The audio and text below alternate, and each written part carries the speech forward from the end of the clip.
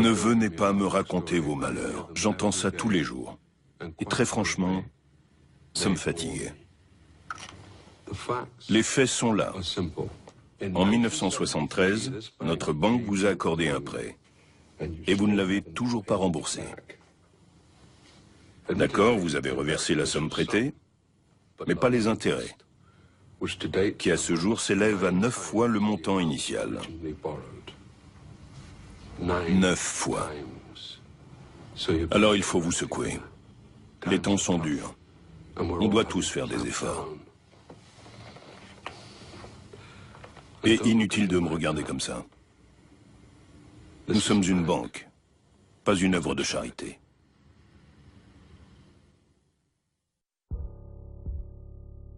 Le contrôle des Rothschild. Liste des banques détenues et contrôlées par les Rothschild.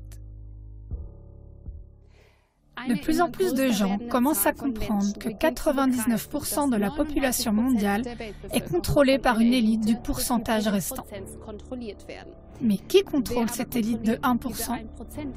S'agit-il d'une simple théorie de conspiration qui attribue ce rôle à la famille Rothschild? En effet, la famille Rothschild semble littéralement tout dominer, même l'élite du 1%. Examinons donc cette affirmation à la lumière de la liste suivante. Cette liste du moins devrait être irréfutable. Elle n'énumère que les banques détenues et contrôlées par les Rothschild. Attachez vos ceintures. C'est parti.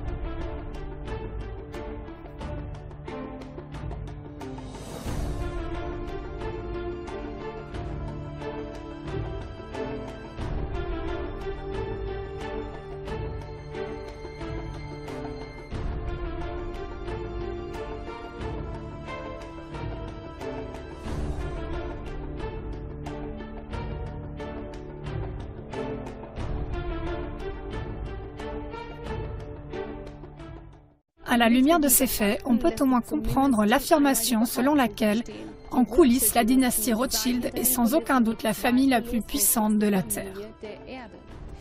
Leur richesse estimée s'élèverait à 500 billions de dollars.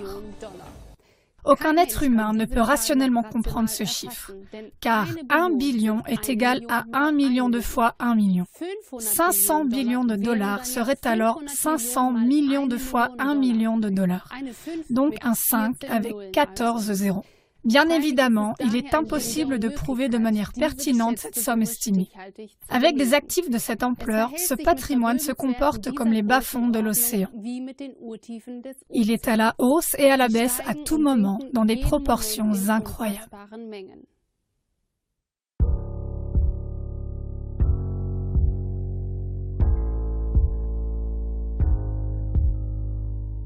La Federal Reserve Bank et l'Internal Revenue Service, IRS.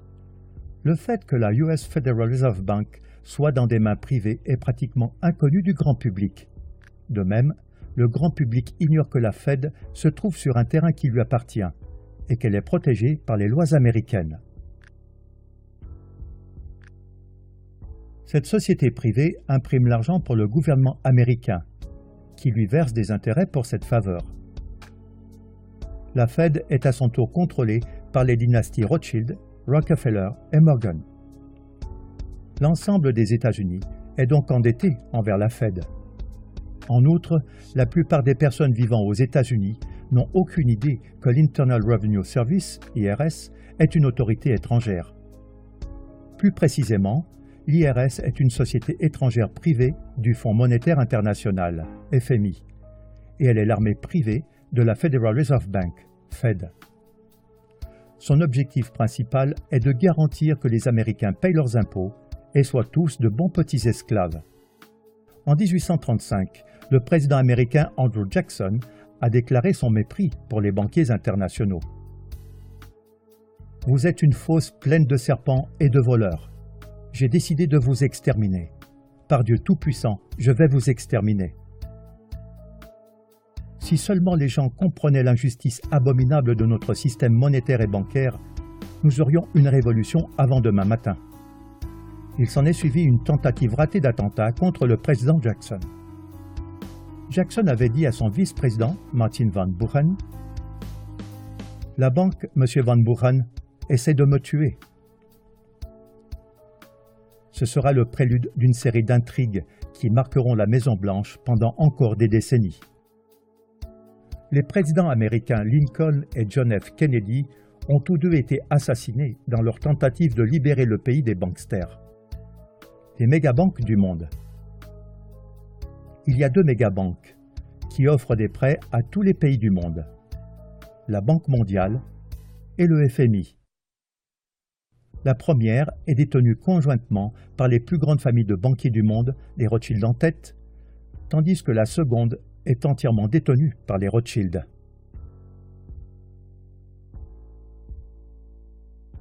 Ces deux mégabanques offrent des prêts aux pays en voie de développement et utilisent leur taux d'intérêt presque impossible à rembourser pour s'emparer de la prospérité réelle, les terres et les métaux précieux.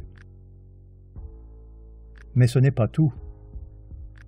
Une partie importante de leur plan est aussi d'exploiter les ressources naturelles d'un pays, comme le pétrole ou le gaz, avec l'aide des sociétés qui leur appartiennent en secret, de les raffiner et de les revendre au même pays, en générant d'énormes profits.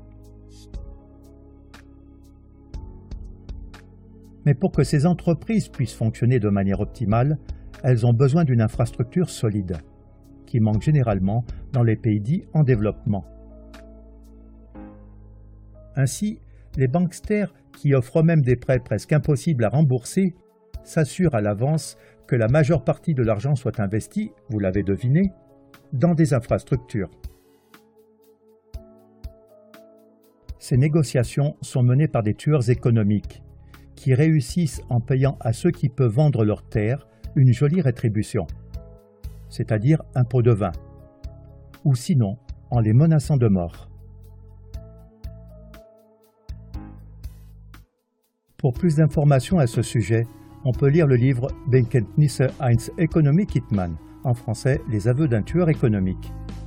L'une des banques qui contrôle tout, la Banque des règlements internationaux, BRI, dont le siège est à Bâle, est manifestement contrôlée par les Rothschild, et son surnom est la Tour de Bâle. le vrai pouvoir des Rothschild va bien au-delà de l'empire bancaire. Si vous n'avez pas encore été étonné par la puissance des Rothschild, et vous l'êtes certainement, veuillez noter qu'ils sont derrière toutes les guerres depuis Napoléon. C'est le cas depuis qu'ils ont découvert à quel point il est rentable de financer les deux parties d'une guerre, et depuis lors, ils le font tout le temps.